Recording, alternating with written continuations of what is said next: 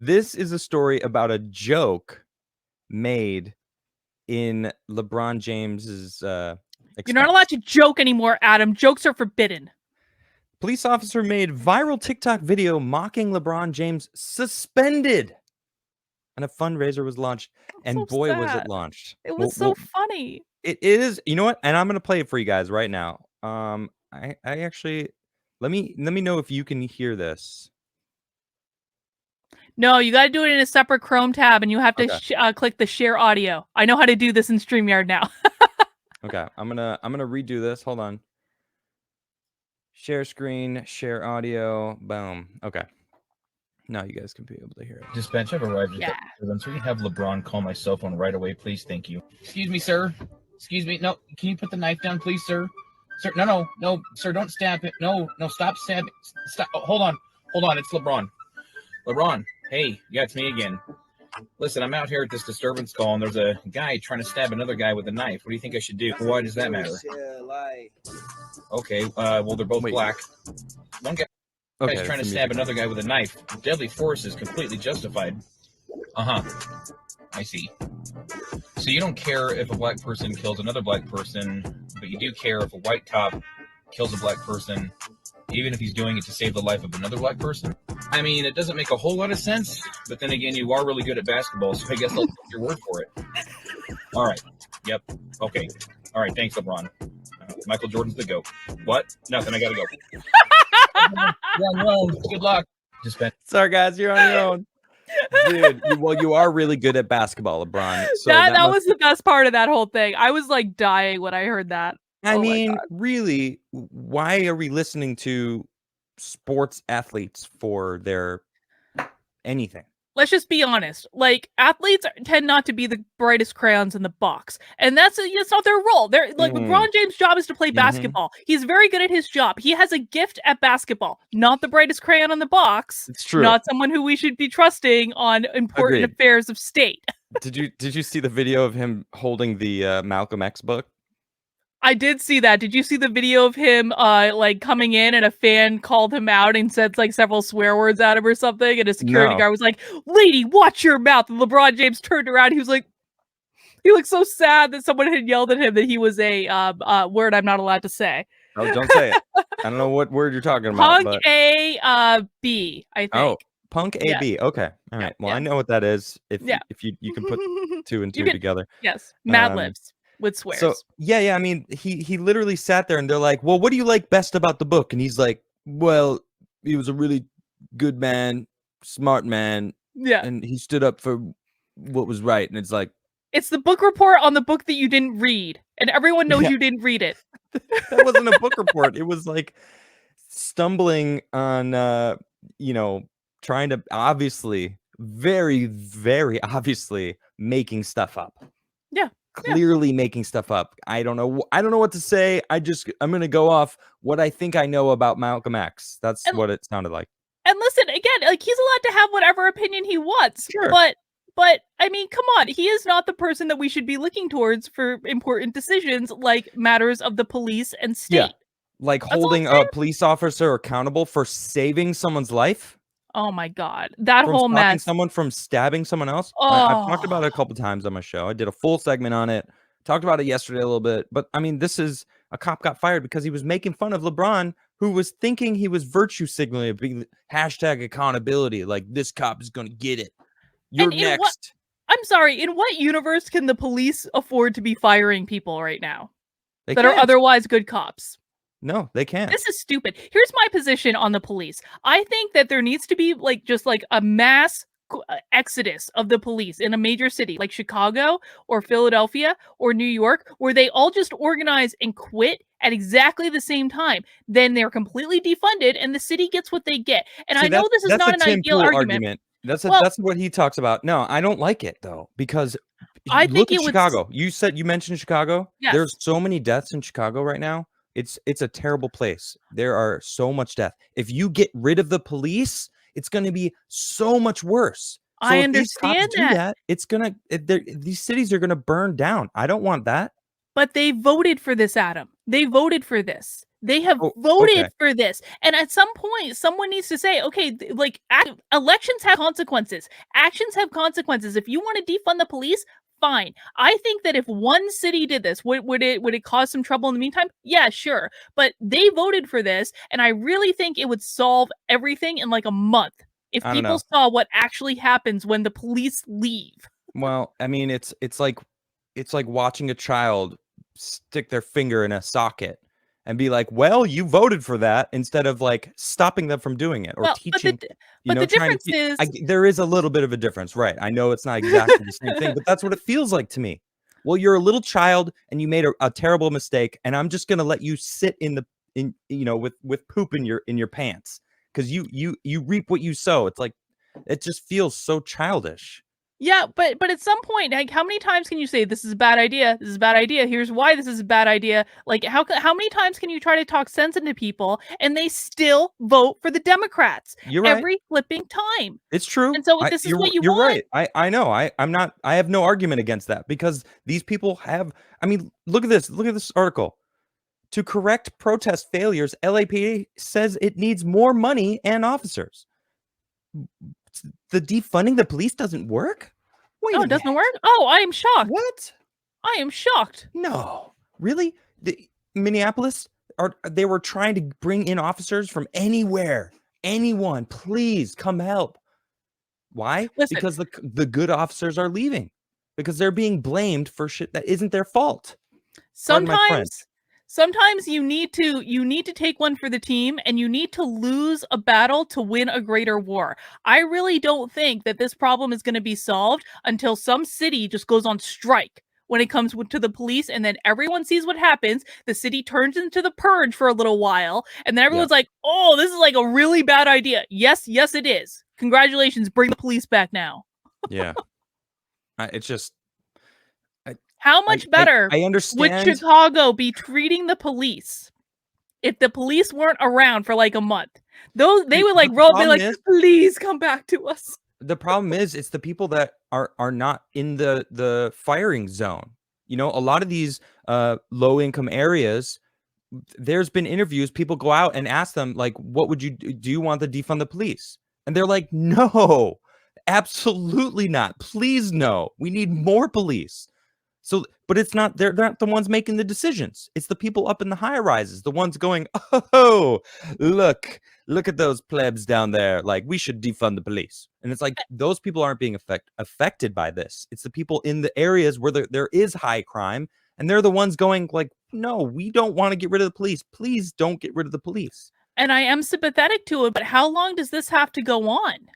Like, we could either stop this with like a strike, and it would be over in like a couple of weeks, or this is going to keep going on for years and years and years and years. And Chicago's going to keep voting for Democrats. Chicago's always going to vote for a Democrat. So, you know what? This is what you asked for. I'm sorry. This is what happens when you live in a blue city. This is what happens. Yeah, it's true.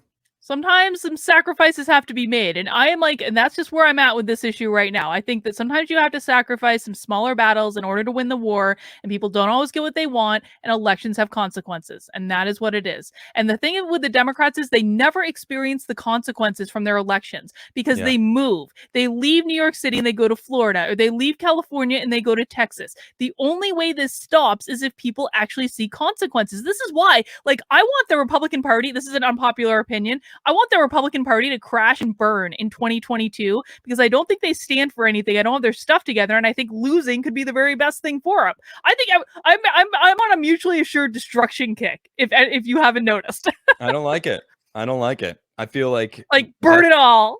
Yeah, but I'm in New Hampshire. I'll be fine. That's so. Oh, okay. So you're cozy up there, huh? Yeah. I mean, it's that's to me that's akin to giving up almost. I understand where your heart's at, where it's like the Republicans have lost their path. They're practically Democrats now. Everyone's falling prey. You have a Republican governor that's basically a Democrat. He's not a Republican then. He just is Republican in name only. That's why they're called rhinos. And Right. it's not even that they're acting like Democrats. They don't know what they want. I mean, I was trying to find like what does the Republican Party stand for because I don't even know anymore. It's like their Okay. platform is Biden is bad, Kamala Harris is stupid, and we're not the Democrats. And that's Yeah. those are the only three things that I know for sure the Republican Party stands for. Well, you got to stand for something. You have to fight for something. Like put a stake in the ground. Stop All being right. a coward and say this is what we believe. Well, that's why I want you to get into politics. I don't want to. I I don't know you want don't. to. But we need these kind of changes though, because everyone in politics, it always seems to just go this path of least resistance, Mhm. right? I mean, the mob mentality is basically ruling our country right now, right? Yeah. We're seeing the mob go out and threaten violence, and then we have juries going, well, I don't want there to be violence, so I'm gonna go this way with my verdict. Ugh.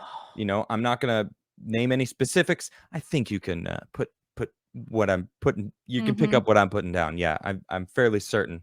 Um, everyone knows what I'm talking about right now. But it's, you know, this mob mentality that the politicians are going, well, I mean, the people who scream the loudest clearly want this, so we should Yeah. go with that. Yeah, that's exactly what they're doing. And unfortunately, the people who are screaming the loudest are the most extreme on the left. And it's Well, like, you know what? On this note, though, I want to bring it back to this story okay. because this is from the officer that was suspended. Okay, and I'm going to play this for you guys. This is his thanks, and I want you to listen to what he says here. Wow, you guys are some incredible human beings. There are no words to express the gratitude that I feel towards you all for the tremendous showing of support that I've seen over the past 5 or 6 days. It's been so humbling to see just how many people actually do love our law enforcement officers. The donations, the emails, the phone calls, the private messages that have come in. It's been so it's just been so great. It's been amazing, and I'm speechless. I don't even know really what to say other than thank you all so much. I never would have anticipated that this would have become as big as it has, and we're just going to keep making it bigger. We have a voice now, and we've learned that, and we're going to use it to stand up for law enforcement officers all over this country. We're not going to tolerate being attacked or bullied or vilified in the media anymore. We have to have each other's back, and that's what we're going to do. Thank you all so much for everything that you're doing. Okay. Wow. So it's bigger than that. It's bigger than police officers. Because if you think police officers, right, you would just, I mean, I'll just take a name. You think, are they more Republicans or Democrats? You know, what would you I'm say? gonna say Republican. Yes. Right. Final You would answer. think more police officers probably tend to be more on the conservative side of things. Yes. That's just something I would assume also. What he's saying there, you know, about how we're not going to be vilified. We have a voice. We're going to come together. We're not going to let them, you know, attack us.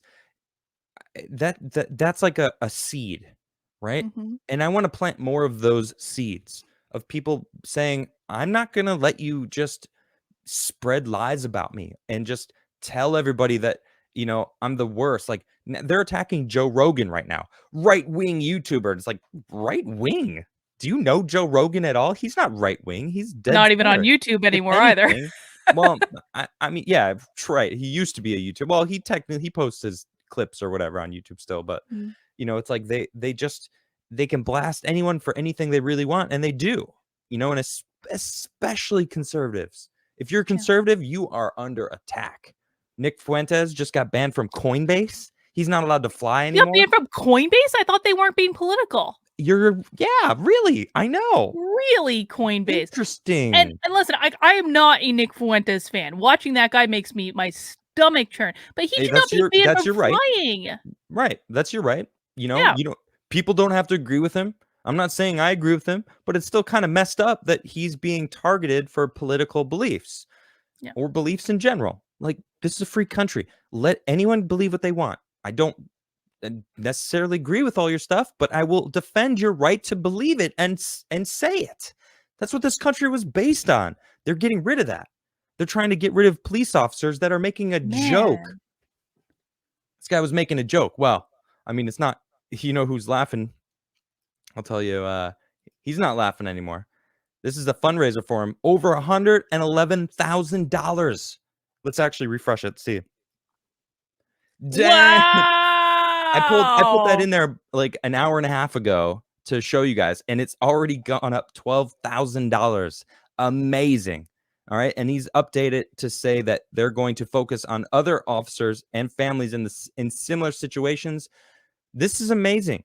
That's a lot. That's support. That is people coming together and going, we are going to get your back. Like, we're not going to let them win. This guy has the support, and he's laughing now all the way to the bank, literally bringing a huge chunk. Yeah, good for him. And that gives someone a lot of peace of mind too. Listen, like, he obviously didn't expect to lose his job over making a joke on the internet, Well, and I now think he's got some peace of mind. I don't know if he lost the job, but even still. Well, even still, it was a joke. Yeah. A good one.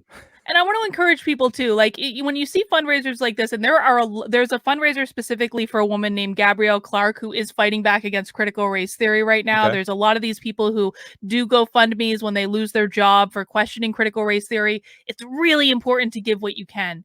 Because a lot of people right now, like, this guy kind of, it was an accident, but a lot of people right now are kind of putting themselves out on a limb, and it's important that we support people where we can. So I just tweeted Gabrielle Clark's fundraiser a little while ago. I'll retweet it again at some point right after the show. But, you know, if you can give, please give. Well, I'm going to pull it up right now. What is it? Give us a little breakdown. What is this about? So she's actually the woman. She's filed the first lawsuit in the country, suing her son's school over forcing her son to take a class that he's not even fully white. He's not white, but he passes as white, and so his teacher was gonna force him to say he was an oppressor in front of his class, and this was a required class in order to graduate. This lawsuit looks like it's going to be successful. And if it is, it would be the first successful lawsuit against this type of thing in schools. But there it is right there. And she's had a couple different fundraising sites, so she has raised some money. But, like, please support this, because this is all this lawsuit is being 100% crowdfunded. Wow. And so, like, please support this if you can. Yeah. That's like in Australia, the boys were stood up to apologize for boys everywhere, and it's like, what? Why? Yeah. Why? What? So would stand up and apologize for white suppression? It's like, literally any race in the history of humanity has been in power and has owned slaves. Like, human beings enslaved others for pretty much the history of humanity.